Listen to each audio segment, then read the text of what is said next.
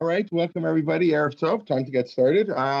First of all, I want to thank the Sur and Simon families, Tova Shimon, I think she pronounced it, who comes to so many of our classes, a real regular at Torah Motion. We want to thank her for sponsoring the observance of the Yortzeit today, Boba Yom, the 28th of Adar, for their father, grandfather, and great-grandfather, Yosef Mordechai ben Eliezer and Fega, who taught the family to love Torah, Israel, life, and nature. So Tova and the extended family, thank you very much for sponsorship. And the Shama should have an Aliyah. We should merit to celebrate many happy occasions.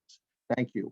And now it's a pleasure to welcome, Shira Hecht-Koller, who I worked with so hard in the summer, and now finally get a chance to hear her. Really, I want to thank her and for her work at 929. As you know, we ran our Tanakh program in the summer, 24 and 8, the 24 books in 8 weeks, 3 mornings. And it was really, Shira behind the scenes, who was, we worked on it together, helped with, speakers and publicity and all kinds of things. I want to thank her. And she continues together with Rabbi Adam Mintz, working for 929. And she's, of course, the director of the English part of 929 to 929 Prakim of She is a lawyer. She worked in a Wall Street law firm, and I think that's long ago history. It's like I'm an accountant, I'm an accountant, 15 years ago, and even more. And she taught at SAR, a high school at Jerisha, and it's a pleasure to welcome her to Torah Motion to give our weekly Parshat Shavua here. Akasha Shira. Thank you. Okay, thank you so much, Rabbi Kelman. Thank you to all the sponsors. Thank you to everyone for being here. And Thursday night, 8:30, my kids are still running around somewhere, so it's never an easy time, but it's just wonderful to be able to learn with all of you tonight. I invite you to turn on your cameras if you would like, so we can have, dynamic see your faces, but of course, understand if it's not appropriate or convenient. So I'm excited to be learning together. Just one note in terms of, I think the chat box is open for questions, conversations. I likely will not be looking at it as I teach, but will at the end kind of scroll through the chat to extract some of the questions.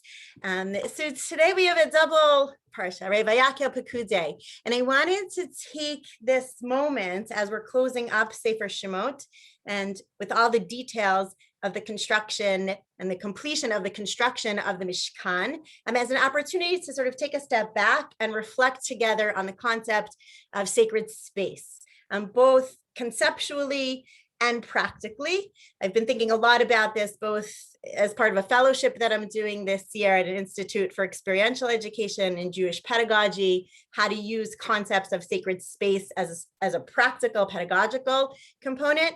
And more broadly, we are in a moment where a year in, our sacred spaces, our sense of space and place, and our conceptions of space and place have been so radically shifted and altered that it creates new opportunities for different conceptions of what space is and what sacred space really is. So what I'm going to do tonight, to give you a bit of a roadmap, I want to open with a series of questions. In just a moment, I'll put up some slides, practical questions, which, just full disclosure, we won't answer, we won't address, but I think they're important practical questions when we think about space and we think about sacred space that hit on some of the core issues surrounding our own practical construction of sacred space. And I think they can inform all of our conversations, and they should be, hovering and framing this conversation.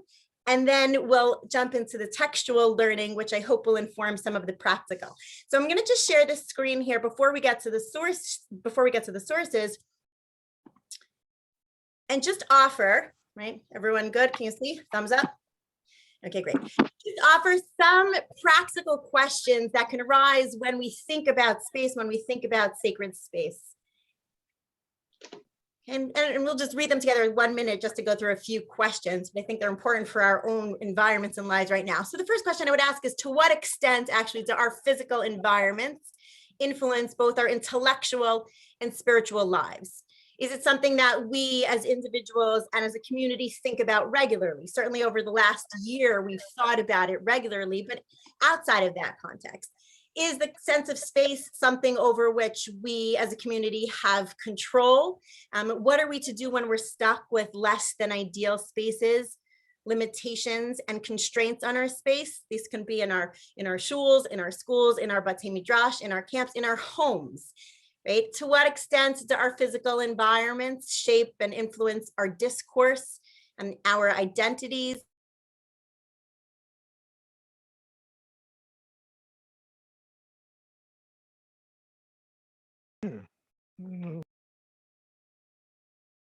Sorry, I think I was just muted there. I don't know if that was all good. Okay, we'll continue. So to what extent do our physical environments shape and influence our discourse, our identities, and our communities? Who's charged with making decisions about communal use of space? Does there exist room for meaningful input, both in terms of, right, again, our sacred spaces, our traditional sacred spaces, our shuls, our schools, our homes? Can we add? As we shift more and more at this moment to permanent online spaces, how do we apply theories and conceptions of sacred space to all of these new platforms? In what way do our computers become sacred space? Will they continue to be sacred spaces when a platform like this ends up being a place, a portal for tefillah, for learning? What does that mean for the use of the platform? In what ways can our online spaces actually be transformed into sacred ones? These are just a few questions. Are restrictions required to be put into place in order to sanctify spaces? We'll look at some of the sources that engage with that question. Right? If so, what are they? What restrictions are necessary to create a sacred space? Who is charged with implementing them? How does all of that translate into virtual spaces? And the question that we'll be thinking about tonight together for the next 50 minutes is, how can our sacred texts inform our practices of designing and creating sacred spaces? What conceptions can we take and what models can we take from this week's Parsha, Parshiyot, and from general questions about sacred space in Tanakh, in rabbinic literature? And finally, before we get to our sources and our deep dive into the sources, I wanted to just share a reflection from Alain de Botton, who's a Swiss philosopher and architect and a writer on a lot of contemporary issues, who wrote a wonderful work called The Architecture of Happiness. And in this section, there's a certain tension that I think I think is very powerful in terms of highlighting our own internal drives. So he says, we seem divided between an urge to override our senses and numb ourselves to our settings. Let me get a little bit bigger. I think I can, maybe not. And a contradictory impulse to acknowledge the extent to which our identities are indelibly connected to and will shift along with our locations. An ugly room can coagulate any loose suspicions as to the incompleteness of life, while a sunlit one set with honey-colored limestone tiles can lend support to whatever is most helpful within us. Belief in the significance of architecture is premised on the notion that we are, for better or for worse, different people in different places, and on the conviction that it is architecture's task to render vivid to us who we might ideally be. Stop this share for just a moment. I think the tension that's highlighted in that piece is we have contradictory impulses. We are different people in different places. And there's a particular discomfort to that, right? When I think about that, I'm a little bit uncomfortable that our identities shift based on our locations, because we want to believe that we're actually not so little and not so base as to be so greatly impacted by our settings. But we are, right? We are, and the color of the walls and the books behind us and the environment and the flowers that we have actually indelibly impact our experiences, our religious experiences, our familial experiences, our intellectual experiences. And so I wanted to frame just in a few minutes those questions as sort of hovering and looming. And of course, I'll share those. Those aren't on your source sheet, but I'm happy to share that link so you have those questions. I have many more such questions, but the idea is that these are practical questions. And now we'll go back and look at, right, and look at some of the theories, look at the sacred texts that can inform our understanding of sacred space. So I think all of you got the source packet. I will share it together now. And we're going to start here with our parsha, but our parsha, our parshiyot, the end of Sefer Shemot, as a harking back to something earlier. So when we look at the completion of the creation of the Mishkan and the description of the language, we see, as we read through the end of Sefer Shemot, a number of psukim which are reminiscent of the beginning of Sefer Bereshit. And so, in fact, as we read through these passages, and I have the sources up here, but actually I'm going to shift to the chart that I made, which is a bit simpler to follow.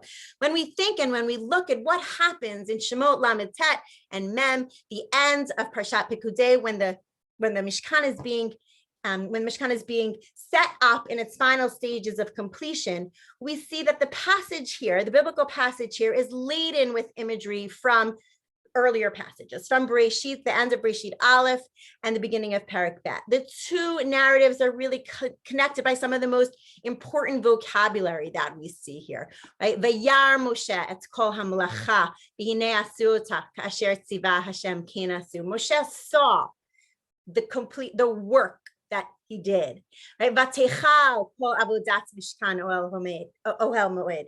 The work of the Mishkan was completed.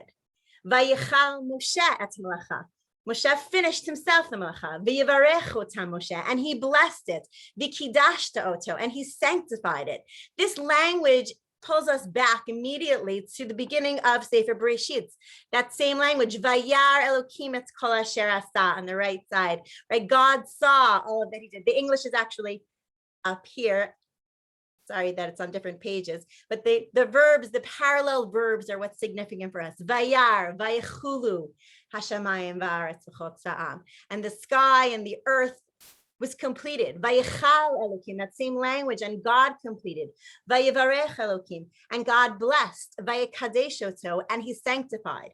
We have this exact language that is essentially saying, on one level, right, creation does end with Shabbat. But actually, creation is not truly concluded until the Mishkan is completed. And all of the parts are set up. And the physical is now transmitted into something spiritual that will contain.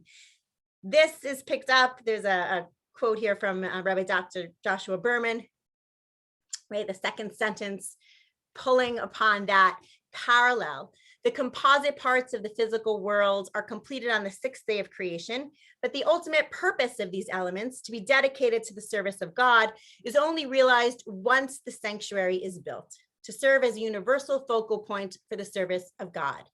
This, in fact, is picked up in the Midrash, and there's a long Midrash here. Again, I included a lot of the sources, not necessarily going through all of them, but so that you see that this is picking up on, right, an earlier source that's picking up on the textual parallels. The Midrash Tanchuma on this week's Parsha. The Midrash is, a collection of Agadic Midrashim from about the 7th or 8th century, some of them perhaps even earlier. But the Midrash here picks up on this similar point, links the verbal parallels between creation and construction of the Mishkan, and draws the conclusion that the place of the Mishkan is equivalent to the construction of the world, right? This is the end. This is what the ultimate purpose was for. And the imagery is actually one of partnership. That's picked up on as we continue to think about man's role in the creation of the Mishkan and the construction of the Mishkan. Man, humanity, right? Humans are partners in the process of creation.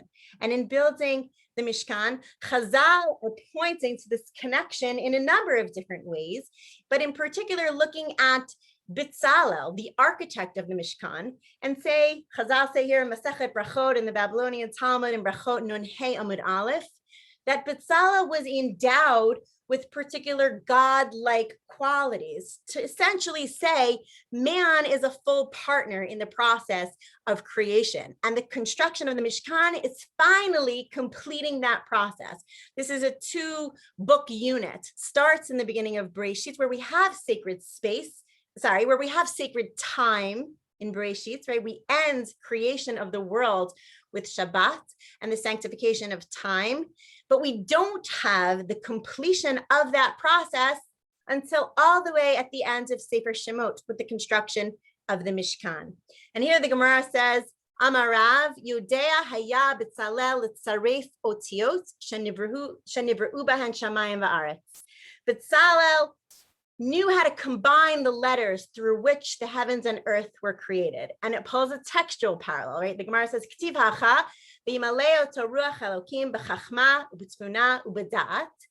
U'k'tiv hatam Hashem b'chachma yisad aretz konin shamayim b'tzvuna u'k'tiv b'da'ato tehomot nifkeu. The language that's used to describe God in Mishlei, right? Mishlei Parak Gimel, in the third chapter of Mishlei, right? Hashem by wisdom founded the earth, by understanding established the heavens, by knowledge the depths were broken up. The Gemara says that exact language is used to describe B'Tzalel's actions in creation of the Mishkan. So he knew the letters by which to create the world. We have the same language of Chokhmah, Tfuna, and Da'at, essentially saying that B'Tzalel was endowed with godlike qualities, or if we put it in another way, man, humanity, in the process of completing the Mishkan, in the architecture, in the work, in the involvement, in the details, in the construction, is actually completing godlike work.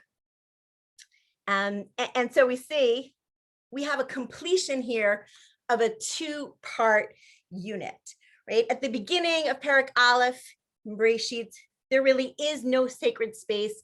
There's really no place for God and man to meet one another. And here because I happen to share an architectural space, a home with the man who wrote this article, Aaron Koller, I'll just quote my husband, which I don't normally do, but he put it nicely in an essay in Mitoch HaOel. It's a collection of professors and rabbis of YU, and I'll borrow some of his language here when he talks about, right, the important transitions that we see in this two-book unit. We see a number of phases coming to an end. Right. First, God has, here in the middle of where it says three important transitions, God has, so to speak, handed off to mankind the job of creation, as Buber said. Second, and in what may be a related development, the focus has shifted from sacred time to sacred space. When God's act of creation is described, what he completes and what he blesses is a fragment of time. When human creation is narrated, they can create, complete, and give sanctity to a fragment of space. And third, and I think this is the most powerful when we think about kind of the development of a people, God has found his home.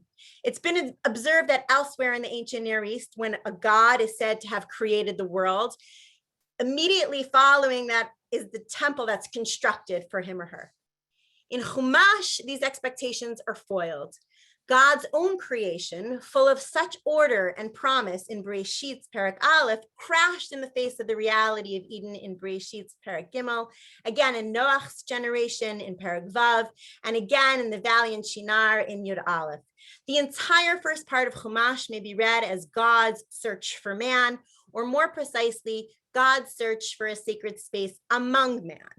Finally, in the second half of Shemot, though still outside that promised land, man has, on the orders of God, created a space within their own space for God himself. And this first act of the grand drama ends on a crescendo of accomplishments, and yet with the promise of an even more transcendent future. Now that the Mishkan is built, the cloud of God will live among man forevermore. I'm going to stop the share for just 1 second so I can see your faces and ask, some critical questions here and highlighting some of the points that emerge in that first unit and in that selection from that essay.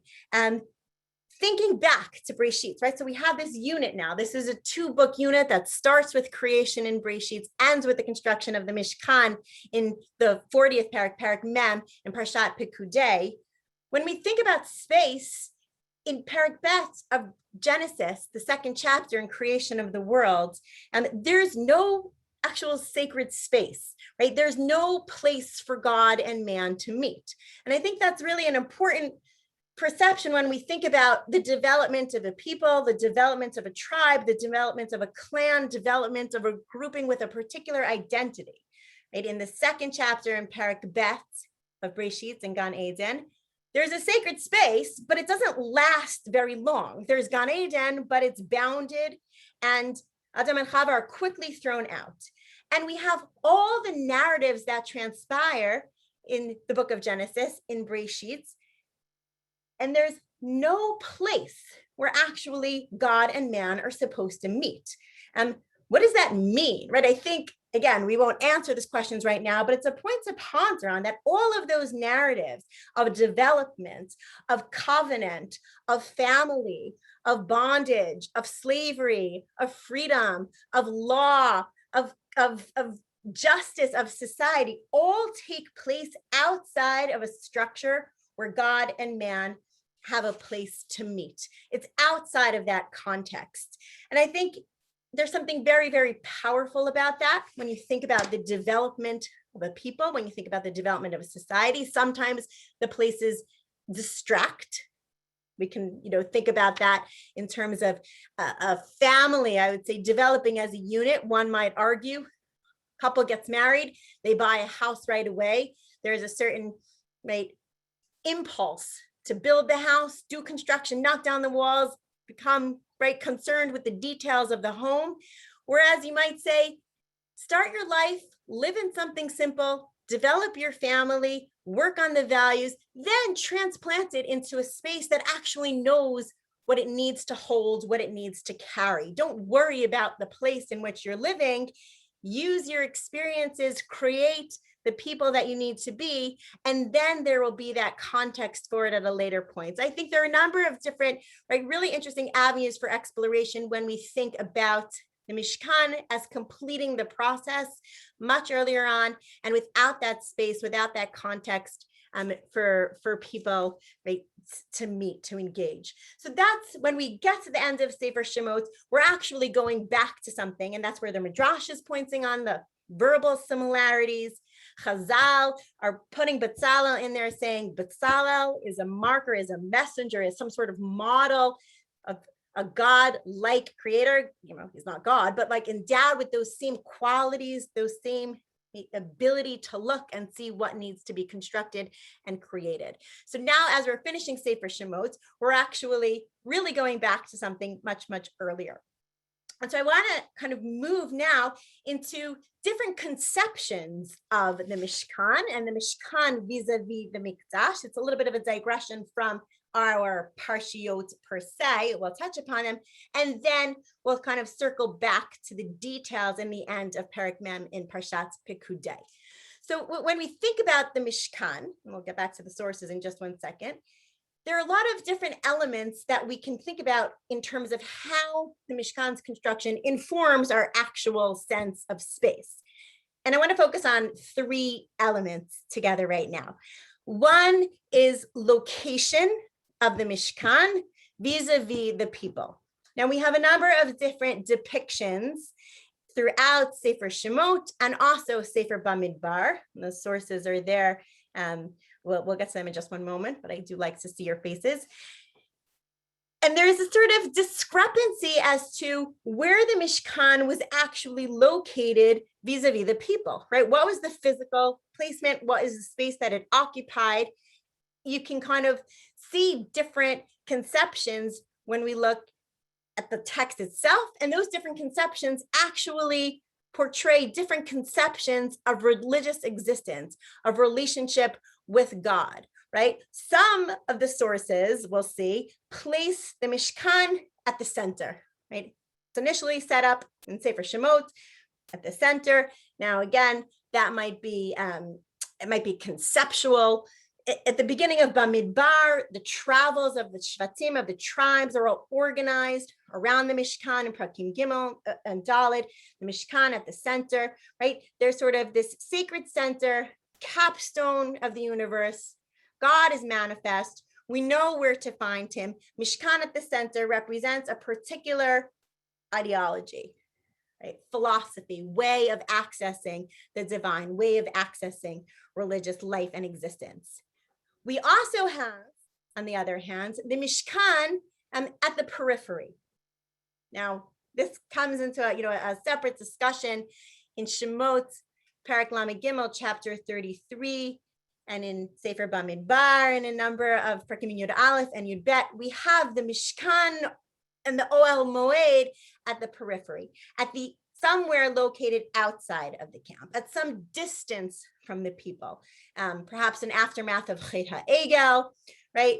And there's a lot of discussion here. We're not going to, get into the Rishonim and the discussion for our purposes because time is short, but there are different depictions. There's also a different sense because there's different terminology used. Is the Mishkan and the Mishkan Ohel Moed, the tent of meeting, the same thing? Are these different things? We have two different spaces, two different places, two different terminologies that are used, and they're not necessarily, right? There's Rashi, Ramban, all the major medievalists kind of engage with this question. Are these the same? Are these the same place? Was one a precursor? There's an excellent article by Dr. Zev Farber, I'm happy to share with you afterwards, that kind of works through all the different classical and critical scholarship as to what perhaps is the difference between the tabernacle and the tent of meeting. Are they the same? Are they not? For our purposes, I want to raise the question. One is located in the center. One is located on the periphery, right? We have depictions where Moshe appears to be leaving the camp in order to speak to Hashem in the Ohel Moed, right? In the case of when Miriam gets tzara'at, in the case of the Shivim Zikanim, we see very clearly Moshe's leaving the middle and kind of going out to the periphery to access God in the Ohel Moed. God doesn't dwell there necessarily all the time, but pops up sort of on appropriate occasions to reveal himself to Moshe, reveal himself to Yehoshua. And that is a sense of an isolated tent. And I think it raises all sorts of questions as to what's the difference between these two depictions. And here, let me go back to the source sheet so we can, one second, just have a look. And I included the sources for, the center versus the periphery, God at the center versus God at a periphery. So you have just the sources here. So if you want to look them up afterwards, but the ideas are what interests me right now in terms of sacred space. What are the different depictions reflect? What's the significance of a God at the center versus a God at the periphery? What are the different religious ideologies that are represented, that are manifest by such different physical placements? How do we as people, how did Bnei Israel, how did Moshe, how did Yehoshua experience God at the center or at the periphery? And I think we also can ask questions about our own sacred spaces when we think about the practical applications here in creating any space, in creating any sacred space. What do we place at the center? What is at the periphery? What are the advantages of placing something at the center? And what do we get when we have it at the periphery? Now, I would argue, and here I have a quote here from Professor Ben Sommer, who's a professor at JTS. I'm going to summarize this, but again, I like to include a lot of sources for anybody to look at afterwards. I think it's sometimes more engaging if I can summarize it for you. But essentially what Professor Sommer says in a long article about the conflicting constructions of the Mishkan, he reflects essentially saying that these two depictions reflect very different religious ideologies. Described here, he quotes the historian of religion, J.Z. Smith, and he calls, a God who's at the center is a God who's accessible. By carefully following out particular instructions, exacting rituals, there are places that are holy, and by following that sense of ritual, it makes the place holy, and then an individual actually knows where to go to access God. There's something there when the Mishkan is represented as the middle, we know where to access the holy, as opposed to, a God at the periphery of the camp in our context. It's a little bit more critical of the whole idea of there being one particular sacred space. Right? The idea that Moshe has to go out and seek God somewhere outside of the camp, that Yehoshua has to go out, has to leave the people. It means that things are more open, less predictable, less constraints, perhaps, right? There's a certain value of chaos and creativity, of openness, where we say we can actually bring God in everywhere. And so these two different depictions of the Mishkan and the placements of the Mishkan actually say in this one, maybe there's a certain sacred messiness, right? If I know exactly what I need to do, so there's something comforting. I know where to go to pray. I know where to go to daven. I know where to go to speak to God, or to live a religious life, extended in all kinds of ways. It's not just about the conversation with Hashem, right? It's a sense of, how do I access the religious in my life? It's predictable. A sacred space at the center tells me things are predictable and I can know where to go. And yet a sacred at the periphery means there's a little bit more work that needs to be done, but it also means that the religious existence can kind of find itself and manifest itself in all kinds of ways. And I think just in terms of thinking about what it means to be a Jew, right? To be a Jew is to accept the exact and exacting ritual requirements laid out in halakha, to live by them, to understand that this is the way we kind of access the godliness, but also to realize that a religion that consists only of the exacting ritual requirements is actually not enough. And that's what the peripheral Mishkan represents, or the Ohel Moed on the periphery tells us. We need to express a relationship with God in ways that are surprising to us, that are surprising towards, right, the system. And we have both of these. Elu ve'elu divrei Elokim chayim him, right? Those and those are the words of a living God. They're kind of living together. Like the Talmud teaches us in Masachet Eruvin, there's different depictions and they live in harmony. And I think ultimately when we think about the Mishkan, that's right, a point that we can bring home when we think about all of our sacred spaces, all of the places we construct. There's predictability, and then there's that which we have to, right, be creative, and those live together in harmony in terms of the sacred community. That's sort of point one when we think about particular questions of sacred that the Mishkan can teach us in transforming our own religious existence in terms of sacred space and the placements of sacred space. Point two, and I'll do this very, very briefly, is conceptions of transience versus rootedness, right? When we close up this week's Parshiot, we see that the Mishkan is constructed in ways that are suitable for transience. That's the whole idea. The whole idea is that this is for desert conditions. This is a sacred space that's going to be moved around, and the materials are ones that are used for impermanent mobility, right? We're moving. There are curtains, the shittim and the thorny branches that are made to be able to be taken up and down. And there's a sense that we're mobile, we're not rooted. And we think about our religious spaces. I think there's this, moment right now, we're on our laptops taking our sacred spaces everywhere. Megillah is being read and I'm in the middle and I have my iPad in the living room, and then we go upstairs, right? We're living an existence, what I would say right now, of a Mishkan existence. It's kind of moving all over. One day children are in school, one day they're at home. Tefillah is happening through portals of digital, right, laptops, and they're happening in a real dimension of a Sidur. And so we're living this Mishkan existence as compared to a Mikdash existence, right? A certain particular rootedness. The materials are entirely different. And we're not comparing right now, but it's just very interesting when we think about the Mishkan, right, the tabernacle versus the Beit HaMikdash.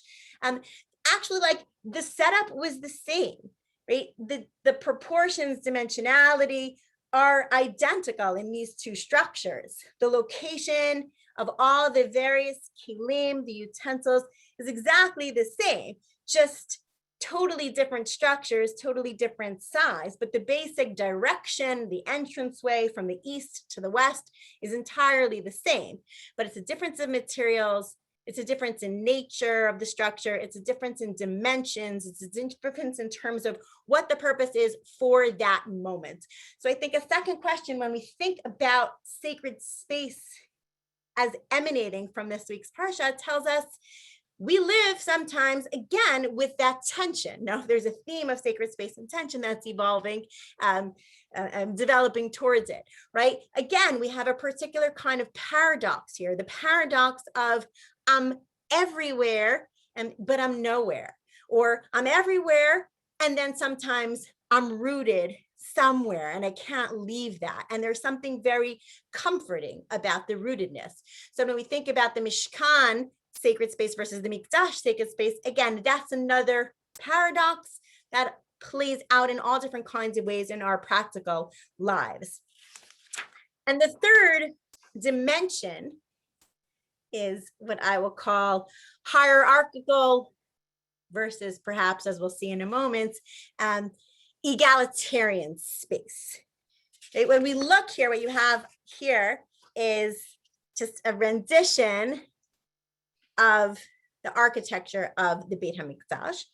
And for our purposes, what we see is that the space is actually very hierarchical, right? You move through one portal into another portal towards the Kodesh Kodashim, and at each level, it becomes more and more restricted. And here's where restriction and the concept of Kedusha go hand in hand, right?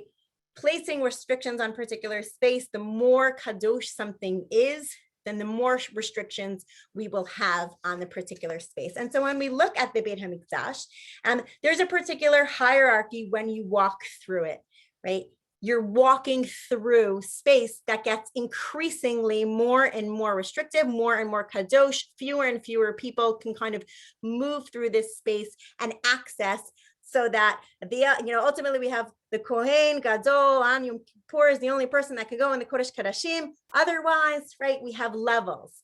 And there's something very interesting about looking at the Beit HaMikdash and the architecture and the layout of the Beit HaMikdash, perhaps as compared, we'll scroll up here, to other contemporaneous temples. And I just thought this was an interesting depiction.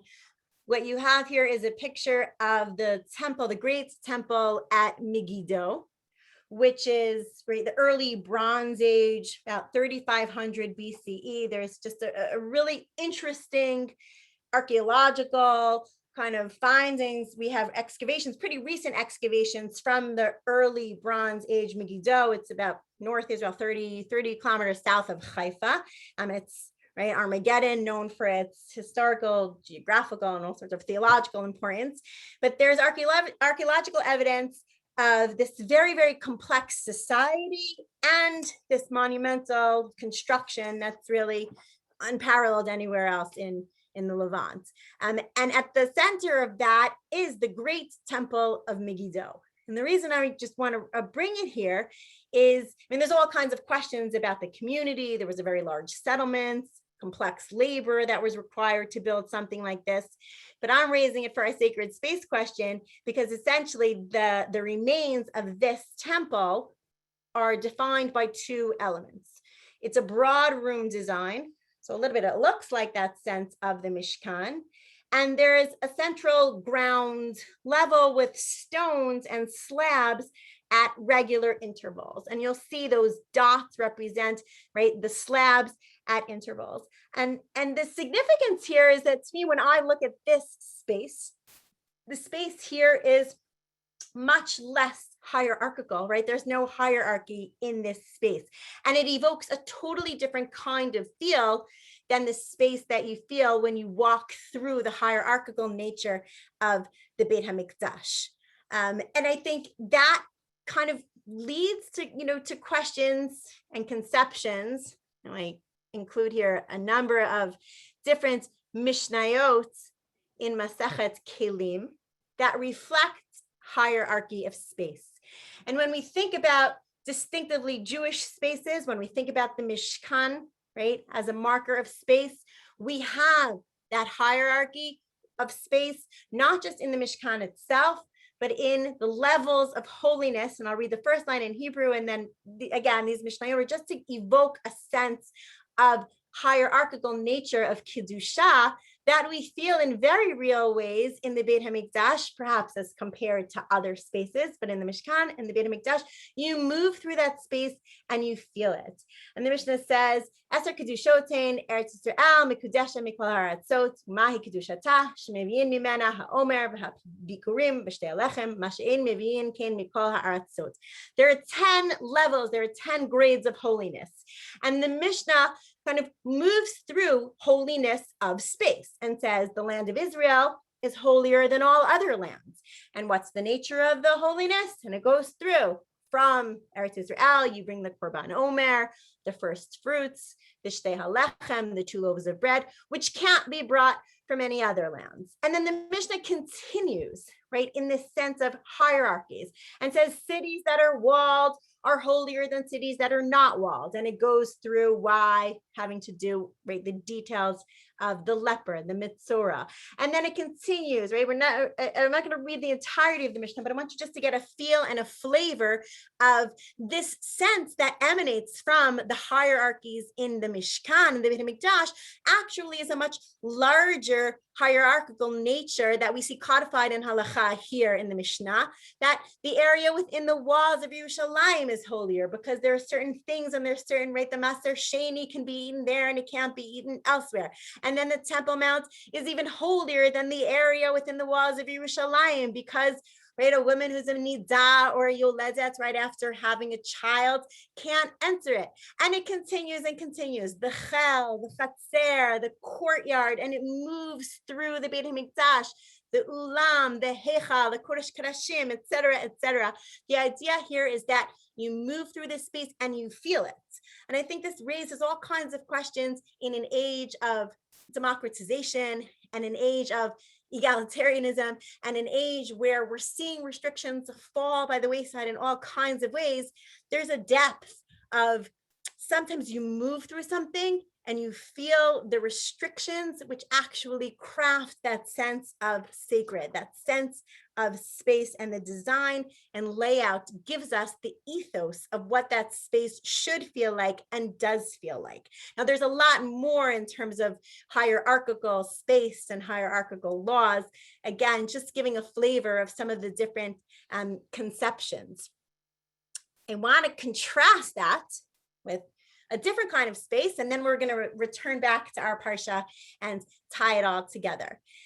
This, again, I thought was very interesting when we think about design and layout of the Beit HaMikdash. It's interesting to compare the Mishkan and the Mikdash to the home in the ancient Near East. And again, this is based, with the depiction that you have here, was based on the work of Avraham Faust and Shlomo Bunemovitz. Avi Faust is a professor at Bar Ilan, and Bunemovitz is an Israeli archaeologist who did a lot of work and a lot of writing on the typical Iron Age home. So, around 1300 BCE, so we would say 500 BC is the Iron Age. There was a very typical home, a contemporaneous to what we're talking about in terms of the temples.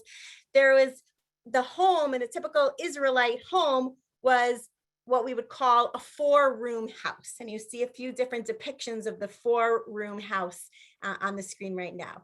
Now, there are hundreds of 4-room houses that are known from the Iron Age. They're concentrated mainly in Israel in the north, in the Galil, right, the archaeological remains, in the central hill country. And that's really like the typical dominant home of the Iron Age. And it's really unparalleled in any other period, but we see this space that was considered, right, this is an ancient Israelite home. And there's lots and lots of questions about this depiction of space. How did it function? What are its origins? What's the relationship between the home and the people, right? The demographics and the society? Why was it so popular? What's really, really interesting here is that these homes are backed by sort of like a broad room entrance or some kind of central space. And each one of the rooms, I think as you see in the first depiction, each of the rooms can be accessed by this central space. Now, what's really interesting about this home, right? So this was the Israelite, this was the Jewish home in the Iron Age. These were fundamentally different from the Canaanite and Phoenician homes of the same period. The Canaanite homes, right? The archaeological evidence points to homes that were hierarchical in their nature. You can only get to a room, master bedroom, by passing through other rooms. There was a hierarchy of access, there was a hierarchy of space. And so, the grandparents had, the most private room, which was all the way at the end, and everybody else's rooms would be passed in order to get, these were sort of multi-family dwellings in order to get to that last room. And there's all kinds of reasons why, and speculation as to why the Israelite home looked this way, right? It's much more equal, it's much more egalitarian. There was a chatzer, there was something in the middle, and you can access all the different rooms either from the middle or from the area behind. And, the reigning theory is that this had to do with the separation of purity and impurity. Again, questions of separation and the sacred going hand in hand. Right? According to the rules of Tum'ah and Tahara, menstruants would be allowed to stay in a house like this because the room is offset. It's an entirely different space. It's a different room. Whereas in other cultures, if the rooms you can't have under the same ohel, under the same space, the Tum'ah, all different kinds of impurity.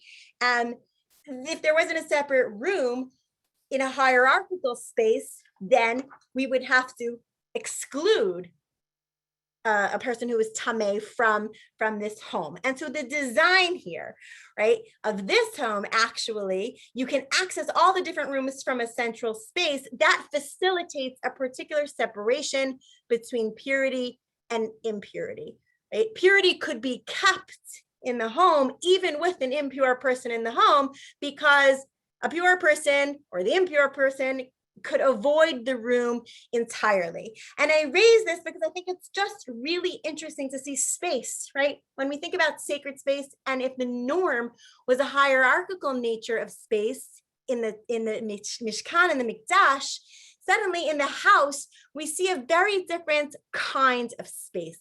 It's much more, we would say, egalitarian in its ethos. And I'll read some of the language here. Line at the beginning from an article called The Four-Room House. It's a great article. The relation between a society and its architecture is reflexive. People structure their built environments, and the latter in turn structures people's perceptions of space. In other words, as Winston Churchill once said, we shape our buildings, thereafter they shape us. And continue to the bolded section, skipping a little bit here, but I invite you to read it on your own. This is often manifested in hierarchical grading of accessibility and structural depth of spaces within the house related to generational and in some cases gender-based status distinctions. The four-room plan lacks depth or access hierarchy, thus expressing a more egalitarian spirit. By living in the house, its occupants absorbed the values embodied in it, thus ensuring the continuity of the ethos itself. Again, a sense of perhaps this was for the right to facilitate the laws of purity and impurity of Tum'ah and Tahara. But what ends up happening when you structure a space in this way is that the whole entire home feels much more equal, feels much less hierarchical. And there's a place for hierarchy, right? In ancient Israel, the Mikdash was a place for hierarchy.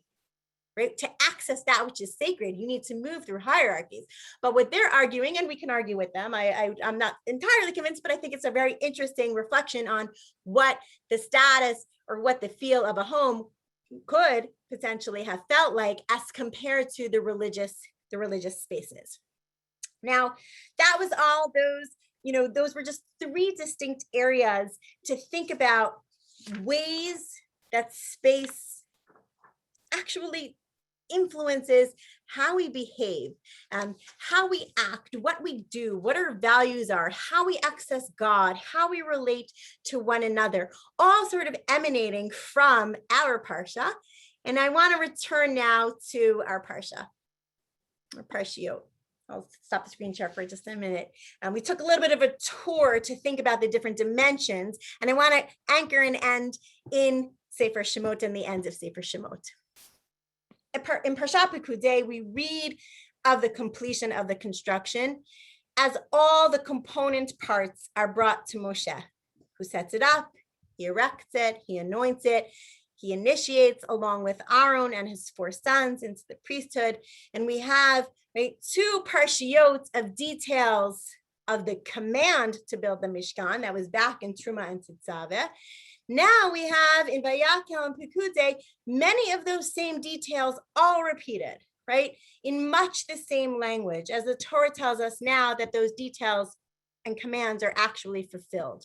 And the fulfillment here, right, anchoring back into our construct, the fulfillment seems critically important. It's as if the Torah is telling us, you actually know what's going to happen. You know from the earlier parshiot what's going to happen. We laid it all out. We laid all the details of the vessels. You know exactly what's going to happen. But now watch. Pay very careful attention as it all unfolds. Each step, each piece of metal, each color of dye, each sheet of fabric, right? It's explicated, and each one of them is worthy of our attention, not just in the instruction manual that we saw beforehand, but in the actual construction. And it's as if the Torah is saying, now we know that the Torah is very famously brief in its narratives and very short on any unnecessary description, but here it's the details that are being treasured, right? We get a step-by-step recounting because the work is actually not done, right? At the end of Parak Mem, the last parak of Sefer Shemot, we have one last command that God gives: set it up on the first day of the month. So we sort of arrive at the end of the Sefer, we arrive at the end of the book knowing exactly what to expect, but we're watching in rapt attention. It's really very dramatic. And again, you know, we don't have hours to do this, but you'll read it, you'll see it. The spotlight is totally on Moshe. Right, even the special korban, the korban olah that was offered at this time, Rashi says on Pasuk Chavtet, the korban was brought by Moshe. There's no one else on the stage. It's a very dramatic highlight. Bezalel, who was endowed with the powers of God, like we said at the beginning, who was responsible for much of the construction, has no appearance. And we watch Moshe carefully, meticulously, lovingly, with a sense of awe, fear, moving around the stage, putting everything together, step by step by step. And in the end, that's when we hear Vayicha Moshe et hamlacha. Everything is in its exact place. It's a very dramatic movement. And I think, you know, we think of this parak, there's a lot of details, but actually there's a ton of drama in this sequence as every small detail is built, is put in its place. And then suddenly when it's all constructed, then and only then, Vayichas Hanan et Oel Moed U'Kvod Hashem Malei et HaMishkan, only once the vessels all come together do they become a structure, a holistic structure, where the significance of which far exceeds all the individual parts, right? It all fuses together, and the cloud of God, right, of the kavod, of Anan, does not rest on the menorah or on the mizbeach or even the aron by itself, but only on the Mishkan as a whole. And I want to end with one source here that describes really the relationship between the whole and the composite parts. And there's a very famous disagreement, machloket, and this is from Gemara in Brachot, Daf Nun Hey Amud Aleph, the Babylonian Talmud, Brachot, Tractate Brachot, 55a, where we see, you know, a kind of distinct opinions between what's the relationship between the kelim, the individual vessels, and the entirety of the structure of the Mishkan itself. And I'll read it We'll read it together with you. Amar Rabbi Shmuel bar Nachmani, Amar Rabbi Yonatan. Betzalel al shem chachmato nikra. Right? Betzalel was called by his name, Betzel El, on account of his wisdom. What was so wise about Betzalel?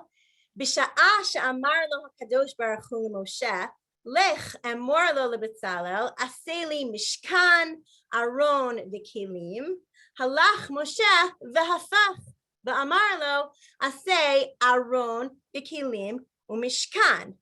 God said to Moshe, go tell Betzalel, make a tabernacle, an ark, and the vessels.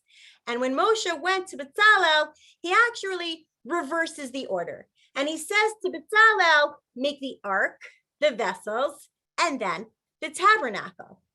And Moshe said, Amar lo, in the Hebrew, I'm on the third line. Amar lo, Betzalel responds, Moshe Rabbeinu, Minhago shel olam adam boneh bayit v'achar kach machnis l'tocho kelim. V'ata omer asali aron v'kelim u'mishkan kelim shani oseh lehechan achnisem. Betzalel says, Moshe, what are you telling me? The standard practice for anybody is that a person builds a house and only afterwards do you put the furniture, do you put the vessels inside of the house? And you're telling me, make the ark, the vessels, and the Mishkan. If I do it in the order that you're telling me, then when I make the vessels, where am I going to put them, right? Perhaps God told you the following: make the tabernacle, the ark, and then the vessels, which is actually what God told Moshe, right? Moshe flips the order.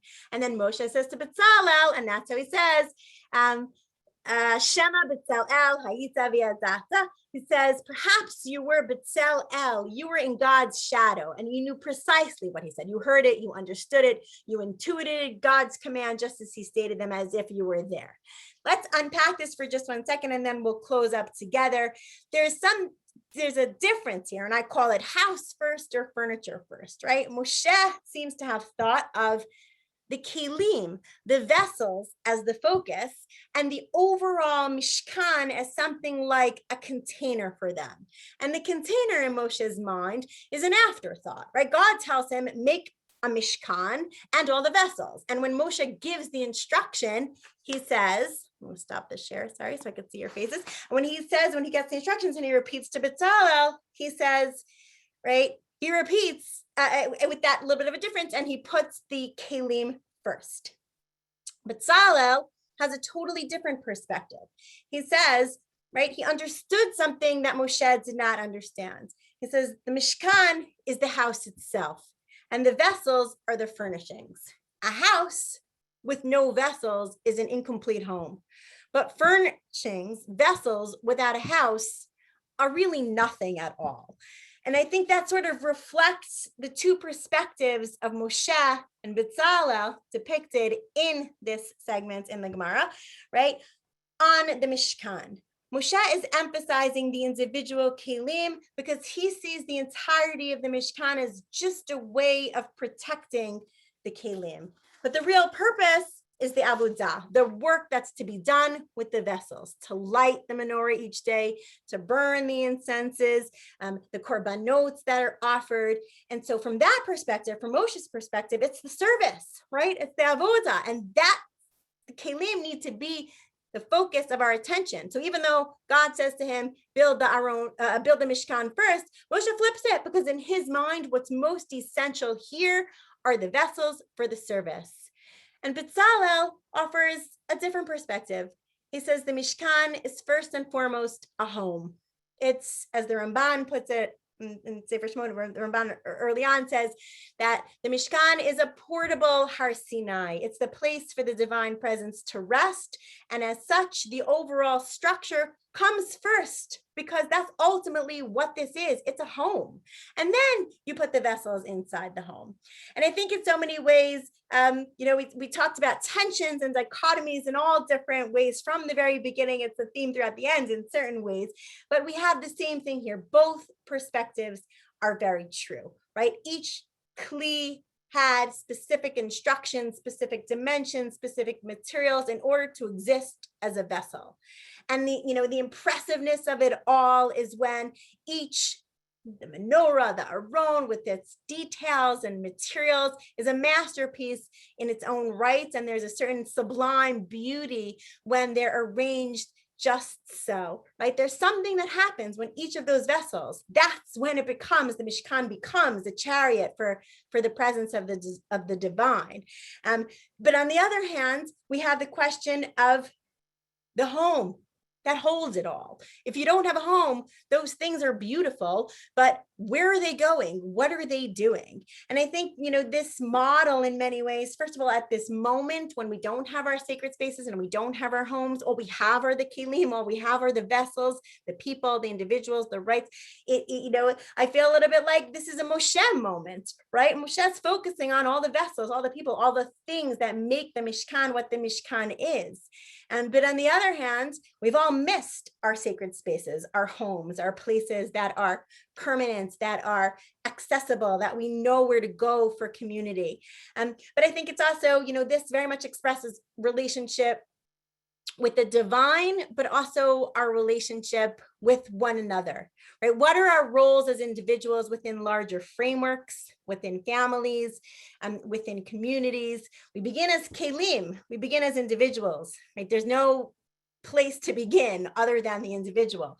And of course, every individual is born with context, with family, with community. Nobody develops entirely alone, but that's sort of the dichotomy of having each individual being the most beautiful, spectacular kli that it can be, having each individual being the most spectacular individual they can be, and at the same time, living in the home and existing as part of the community and contributing to the home. And so creation of the world is an act of an individual, really, right? When we go back to Breshit, where we started, Breshit, Perek Aleph, Bet, it's Hashem, it's God on the scene. It's the creation of an individual, but the work and the building of the Mishkan is the work of a community.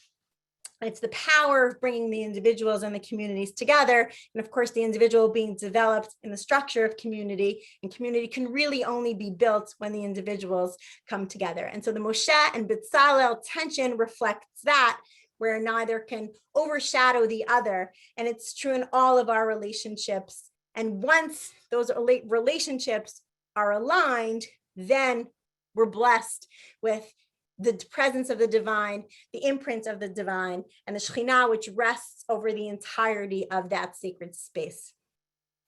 I'm looking at the time and exactly 1 hour, so I want to be mindful of the lateness of the hour. I know we hit a lot of different themes in conceptions of sacred space. I hope we were able to tie some of them together. And I think that the main takeaway is that a structure which could sometimes feel like it's not accessible, it's not something that's in our religious consciousness, we don't have it now. Actually, when we think about what the different depictions, what the different conceptions, the different arrangements are, speaks very deeply to all those questions that we started with at the beginning. How does this impact how we move through space? Who makes these decisions? Is it an individual? Is it community?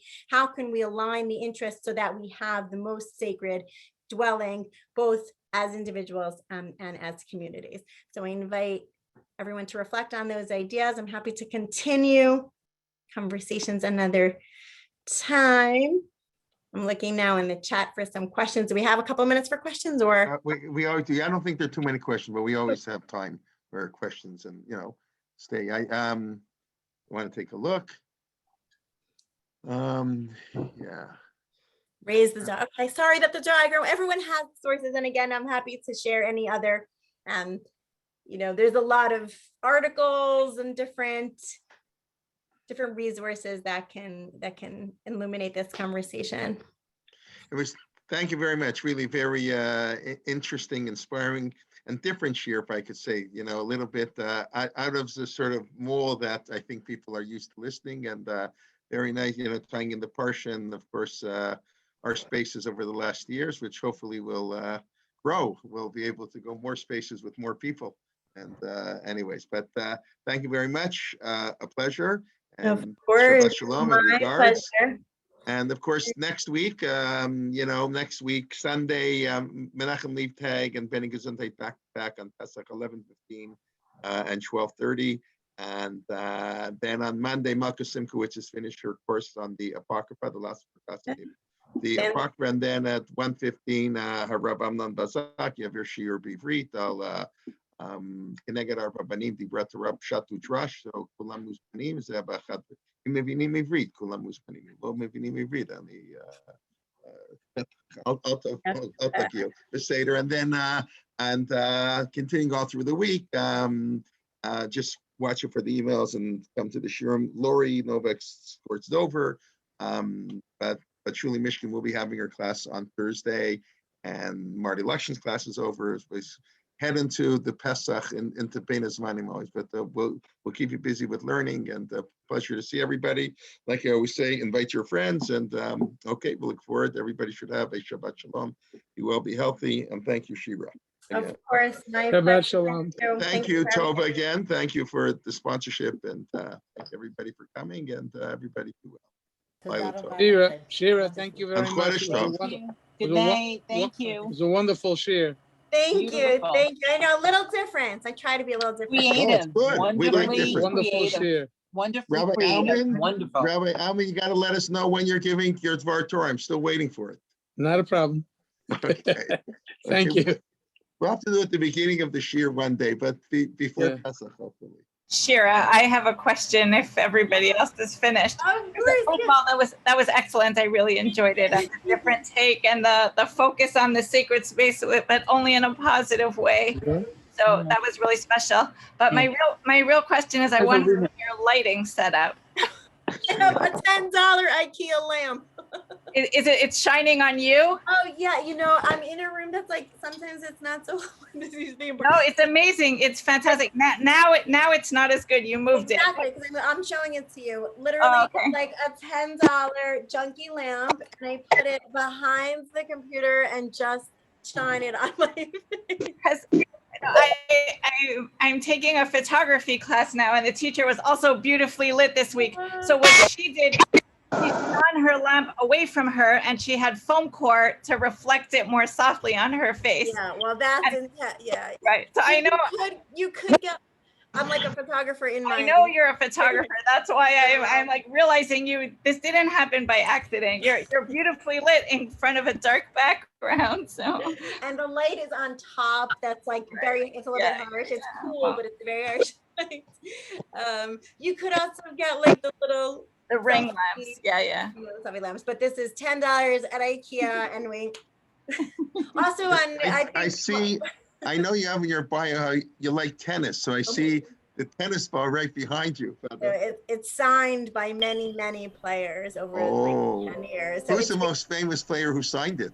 Oh gosh, I don't even. I think we have Rafa, I believe, on there. He might be the most famous. I don't even remember. Victoria Azarenka is on there. So I'm going to tell you, I'm going to date myself a little bit. I've only been, I think, once to a real tennis match. I don't think I went to practice something in Toronto, and that was between Borg and McEnroe in the US Open many years ago. That was like before you were born almost. So we have like a tradition every year when we were right here. So we go to the US Open early. Actually, we go always during the qualifying rounds because it's free.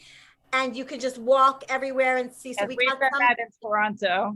That I found, but it's and then we go to the match. We go to the Open the first week because that's when you have you can go from 10 o'clock in the morning till midnight. You can also afford it probably more. It's still pretty expensive. It's still pretty expensive. It's a lot for grounds. I mean, for Arthur. Here in the Canadian Open, they didn't have it last year, but they do for free. The day of qualifying, you can come in and go in for free and watch everybody. Anyways, that's so we've gone a couple times, but today we actually played a little bit right before this. I brought my kids up tennis on Thursday night, the little guys, and Aaron, and we brought them, and there are courts outside, and we're like just 20 minutes, with my 16-year-old. We just needed to move. Too much computer. It's beautiful today here in Toronto. We hit 19 degrees here today.